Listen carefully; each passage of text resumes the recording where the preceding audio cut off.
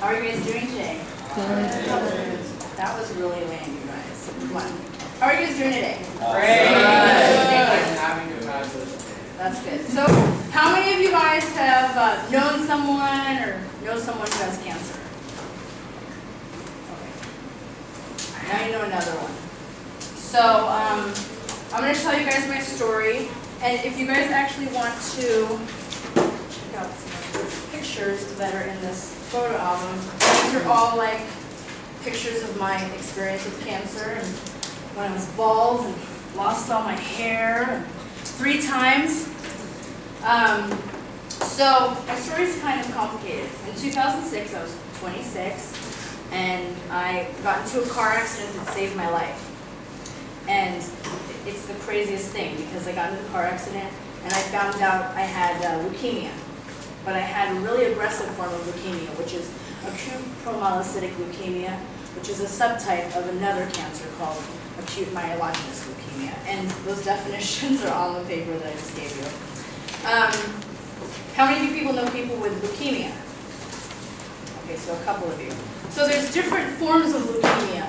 There's chronic forms of leukemia and there's acute forms of leukemia. Chronic forms of leukemia are ones that you can live with for multiple years without getting treatment. Acute forms of leukemia are more aggressive. So they can kill you faster, which is what I had.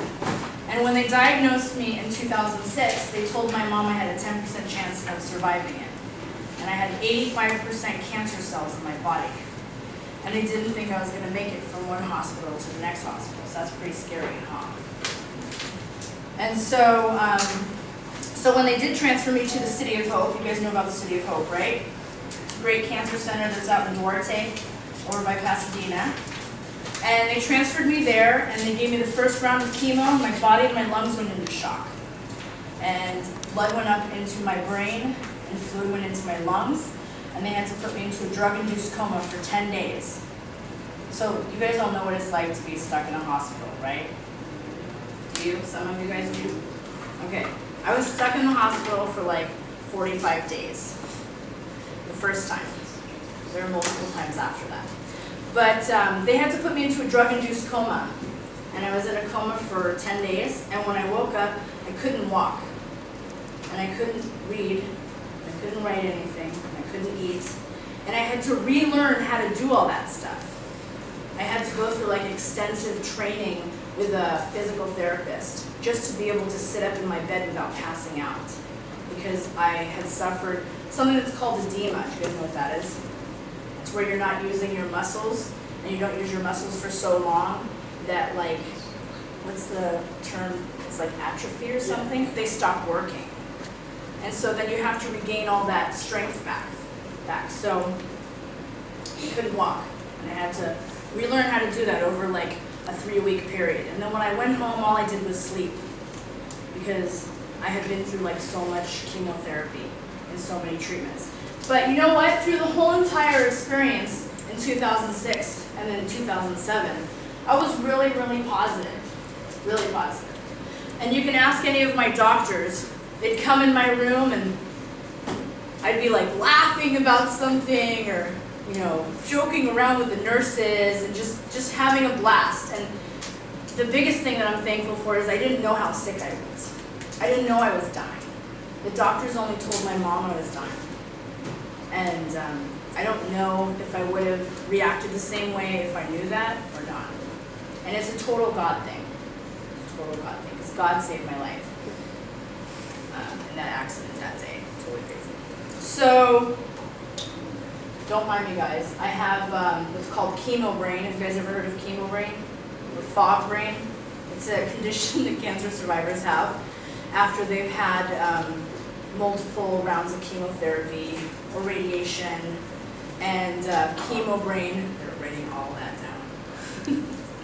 Chemo brain causes memory problems. So I brought a little note for myself.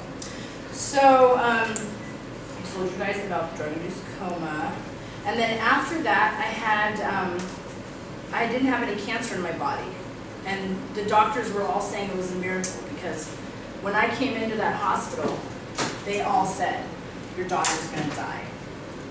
All of them. case manager came up to my mom and said, "Your daughter looks so sick, she's gonna die. I don't think she's gonna make it through this." And it's totally crazy that I'm here now, but I'm very thankful that I'm here now. And they had to do something that's called consolidation chemotherapy. Have you guys heard of that before? Nobody? Okay, consolidation chemo is chemo that they do after your treatments, after you're already in remission, just to make sure that the cancer's gone, that it's not going to come back. So they did that for a week every single month for 4 months. And by then that was April of 2007. I was doing really, really well. And I was able to go back to work for a little while, which was really nice because I hadn't been able to work for about 5 months. And when I did go to work, I noticed that I had some problems. I couldn't really retain a lot of information. And I went through a whole big, horrible thing trying to figure out, how I was going to deal with the new life that I had. And then in October of 2007, I relapsed. You guys know what that is? It's a reoccurrence of the cancer. So I relapsed, and the cancer, and you guys know leukemia is blood cancer. It's in your blood and bone marrow. And so the cancer had come back, and it was in my spinal fluid. And when it's in your spinal fluid, it's harder to treat. And you guys, as you're looking at the book, there's actually, I think, some pictures in there of some of the treatments I had, actually. So I wanted to provide as much information to you guys as possible. But I'll show you here. Let's see. Rachel, she's doing this, write down your questions as well, so you don't forget them.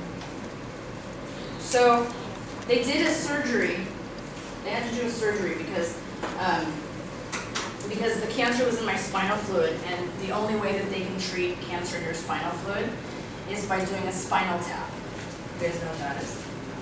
Nobody. Okay.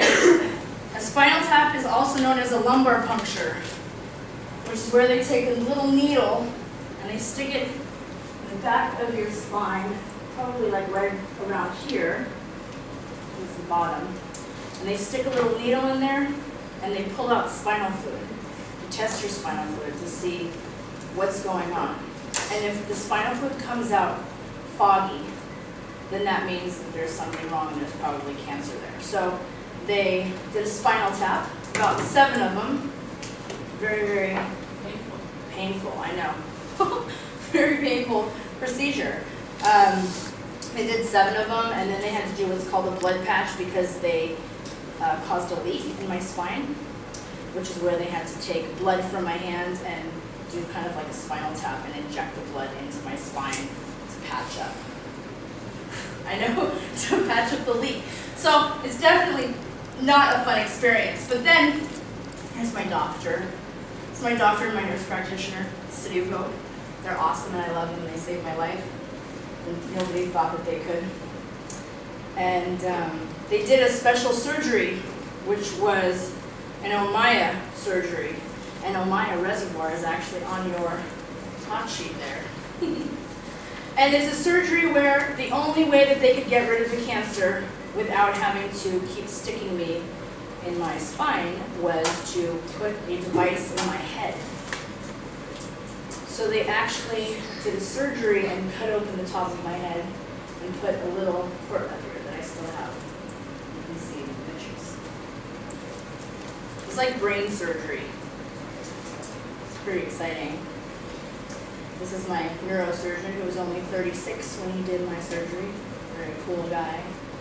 And they put in the Ommaya reservoir, but they still had to do other types of chemotherapy, like intravenous chemotherapy. You guys know IV therapy. I had a catheter in my chest, and they gave me a drug called arsenic trioxide.